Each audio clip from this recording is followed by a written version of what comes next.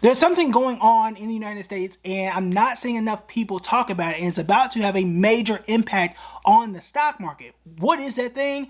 Is the fact the top 10% of income earners make up half of all the consumer spending. Last I checked, consumer spending makes up 2/3 of the entire US economy, and this stat is the highest we have ever seen. They've been collecting this data since 1989, and let me repeat, just 10%, the top 10% of income earners make up half of all the consumer spending. Why is no one talking about this? What impact is going to have on the stock market and the economy? Let's just go ahead and break it down.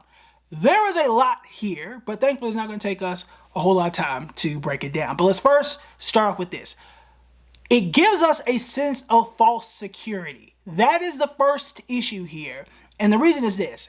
If the top 10%, which ain't a whole lot of people, okay, if they're making up half of our consumer spending, and we know that consumer spending is pretty much how the entire economy runs, then that says, hey, if y'all keep spending, we're going to assume that everything is fine. Because we just look at, oh, consumer spending's up, consumer spending fine, we're just going to keep rolling. That's not actually the case, because it's essentially you say, hey, if the two of y'all keep spending money, the entire economy is fine. That's not actually how it works, and it doesn't tell us that everything is all good. It's really saying that just rich people are spending and everything is fine, and things start to cater and bend just in one direction. For example, why do you think that Southwest, which I did say in that Southwest video, why do you think Southwest went from what was known as a budget carrier? They didn't have a first class. They didn't charge for bags. They were kind of, in some ways, not always, but in some ways they were an airline for the people, right? Relatively affordable. They weren't luxurious, right? They weren't Delta, right? There was never a Delta, right? But now they're doing assigned seats. Now they're charging for bags and they're adding a business class because business pays more money. That top 10%, they fly business class. They're trying to get more of that money because that is who is doing the majority of the spending, not everybody else. And right now, clearly, it's half and half. So they're doing more of what we call premiumization, right? It's hard for me to say in one word, but you guys get the point here. They're doing that you see, there we go. Premiumization. That is a part of what is going on. And again, if we're not looking at it in this way, that's just the top 10% that's doing pretty much half of the spending, it looks like fool's gold. Okay, so that's number one. The other part of this is this should start to have an impact on your portfolio in terms of what to look at. Also, don't forget, I've mentioned this before, this is why you want to have good quality data. If I didn't have this data information, this came from the Federal Reserve, which is not under scrutiny as far as my knowledge goes. Remember the Bureau of Labor Statistics, they put out the jobs report and they fired the person, and now we don't know how much we can trust the numbers from them, right? But from the Fed, as far as we know, this is trustworthy. I also don't know why you would lie about this stat. But in either case, what we know from this is if we can see that the top 10% is making up half the spending, and we know that people are doing more shopping trips now. For example, if I have a favorite pair of jeans or shoes or a place I go for shoes, I'm not just going just there. I'm going there for the best price for shoes, or going to store B for the best shirts, and really searching for the best deals. Why am I doing that? Tariffs is one reason. We know that people have been laid off, and it takes much longer to get a new job than it did before. I think it was 3 to 4 months, and now it's taking closer to 6 months. So people are trying to stretch those dollars as long as possible. This is the part where you want to subscribe, because we're going to talk about specific stocks to look at. It's your opportunity. You had time. The button's right there. Go ahead and do that. All right. Now, here's why. Stocks like eBay is one of those. One I had been talking about. eBay is up 48% in the last 6 months, and somehow up exactly 48% over the last year, at the time that I'm doing this video.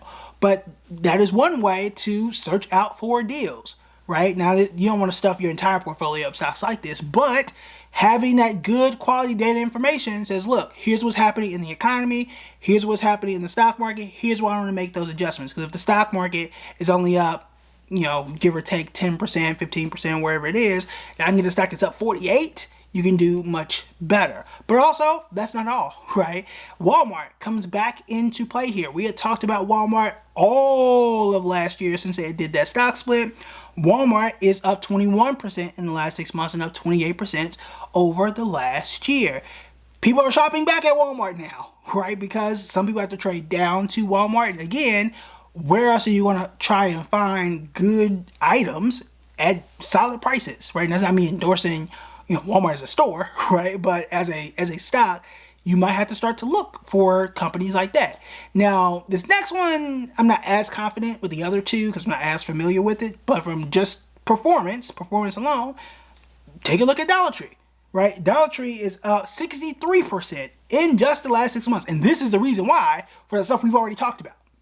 This alone is the reason why 63% in just 6 months is wild. It's up over 50% over the last year, which is also wild. Now, the reason why I'm not as confident, if you look at a chart for it, you'll see it's taken a pretty sharp curve downward in the last like 2 to 3 weeks. Now, I don't know why. We can look deeper into that.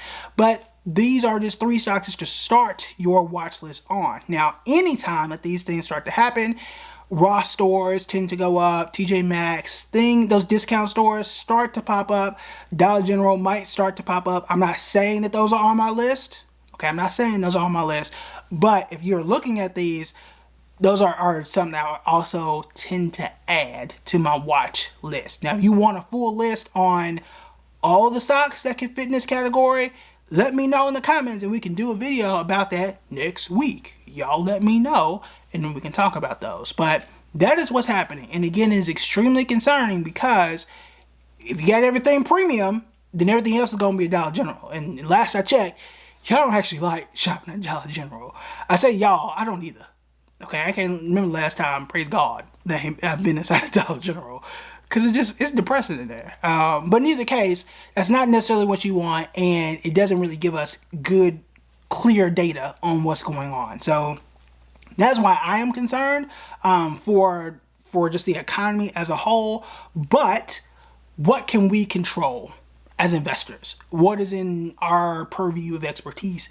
And for me, when you shake up the cube or whatever it is, I can say, all right, of all the 3,000 stocks that are out there and all the possible scenarios, what I can do is choose the ones that work best given the scenario. And right now, it's definitely eBay based on my portfolio and what's going on. And it might be also a Walmart. And then we can see what else is going out there. So it's not the best situation, but what can we do to profit out of it and then see what happens next? If you want to know what other stocks may fit for your portfolio and what else is going on in the economy, you want to check out this video right here.